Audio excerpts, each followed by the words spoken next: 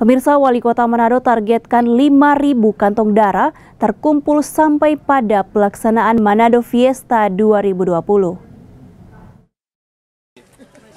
Dari data World Heart Organization, ada sekitar 10 orang membutuhkan darah setiap menitnya di Indonesia.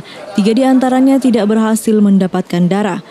Menyadari pentingnya stok darah bagi warga Manado, pemerintah Kota Manado menggelar kegiatan donor darah ke seluruh perangkat daerah yang sudah dimulai dari Dinas Pariwisata Kota Manado. Wali Kota Manado GS Vicky Lumentot menargetkan akan mengumpulkan 5.000 kantong darah sampai pada hari pelaksanaan Manado Fiesta. Khusus kegiatan donor darah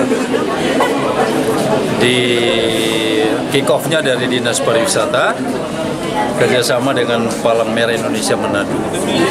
Targetnya sampai dengan pelaksanaan Manado Fiesta kita bisa mengumpulkan 5.000 kantong darah dari ASN kami, dari THL, pejabat-pejabat, dan diharapkan dengan masyarakat. Kami akan kumpulkan darah ini ke PMI Manado dan PMI Manado teruskan ke PMI ke rumah sakit ya, Prof. Kan. Kegiatan donor darah merupakan salah satu dari sekian banyak event menuju Manado Fiesta 2020 yang akan digelar tanggal 1 hingga 12 Juni mendatang.